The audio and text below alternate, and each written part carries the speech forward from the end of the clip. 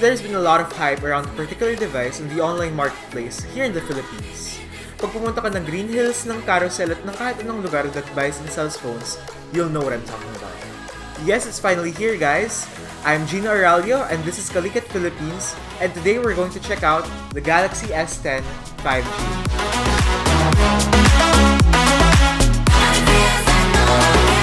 So here in the Philippines, the Galaxy S10-5G isn't officially for sale yet. And that could be a deal breaker or a deal maker for some of you, as it was for me. Retailing for around 38,000 pesos or less, depending on the storage capacity and whoever's selling it to you, you can basically get it brand new and sealed from Green Hills. Obviously, the retail price is a lot higher at about $1,200 to $300, but we're getting gray market prices right here. So, our model is sourced straight from the Korean market, from their retailer LGU+. Kinda ironic that it's plastered with the LG logo on the box and boots with the LGU+ logo, but it is actually a Samsung.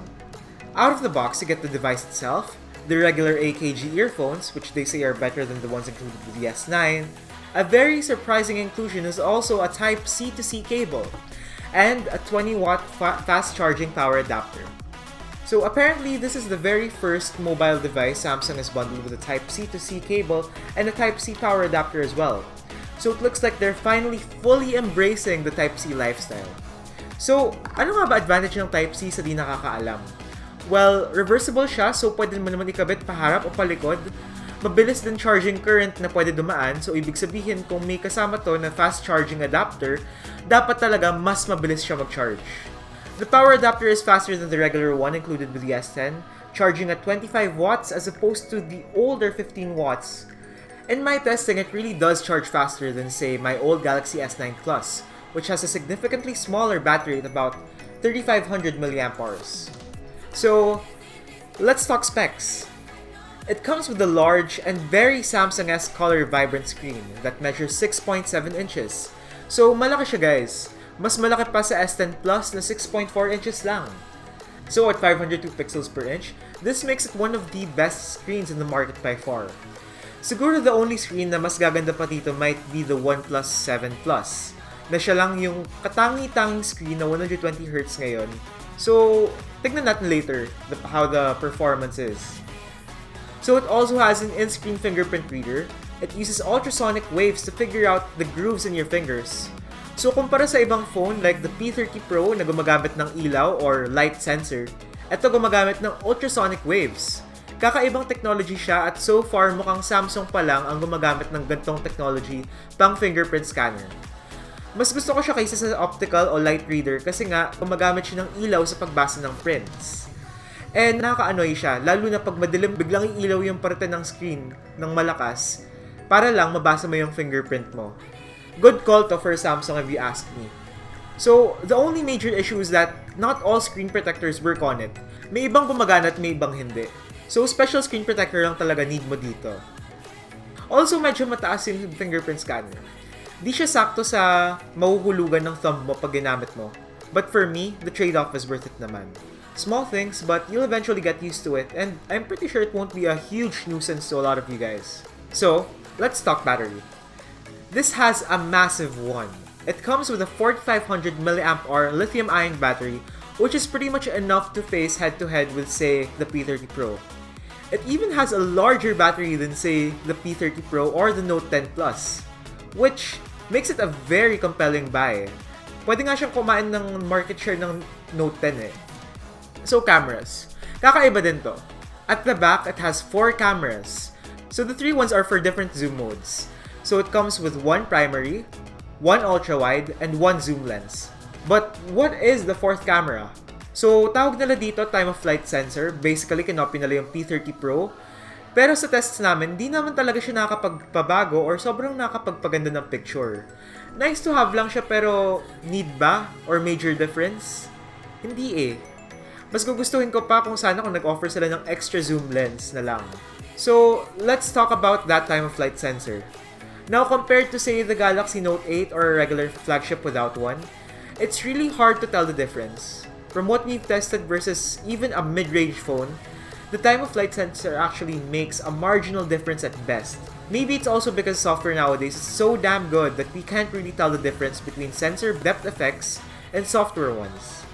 But the camera quality, while pretty good, the live focus mode is still not as good as compared to the regular camera mode. Now the night mode is pretty good for getting by, but not as good as other phones such as the P30 Pro. Some mid-range phones are actually even better at shooting in night mode now.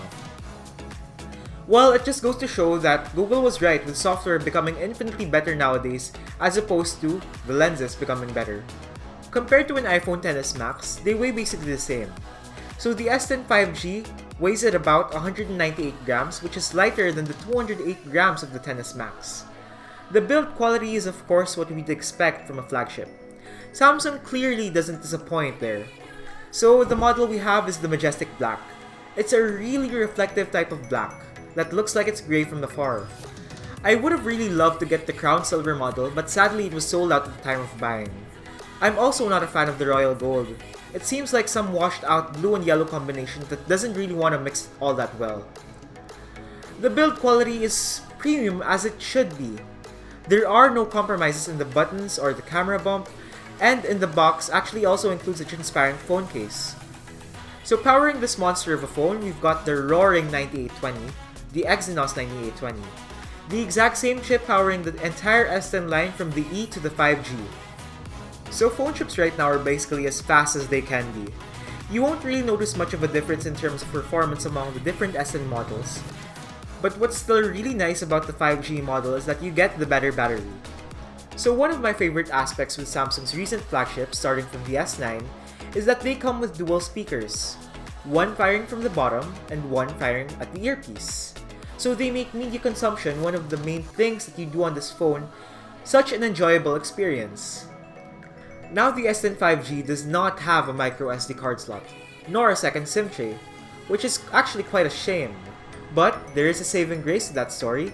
The base model of the S10 does come with an enormous 256 gigs of storage, so that's pretty much enough storage for all of your outings and trips with a lot more space for video, movies, and whatnot. We also do have the 512 gig model, which also makes the deal even better. Alright, what about the 5G aspect? Sadly, we're in the Philippines and we have no possibility of testing the 5G network speeds at the moment. But what I can say is that the 4G speeds are still Samsung. It's respectable and pretty fast.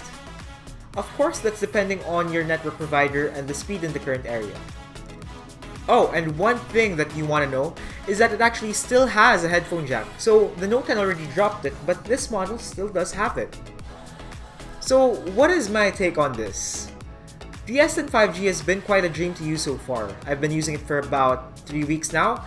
And yes, the 6.7-inch screen might be a bit too big for a lot of people. And for me, yes, I do feel that it is quite bigger than I would personally like a phone to be. But beyond that, the build quality, the camera, and the battery, yes, it does tick most of the boxes of what we need on a flagship today. Just a few small things to nitpick on.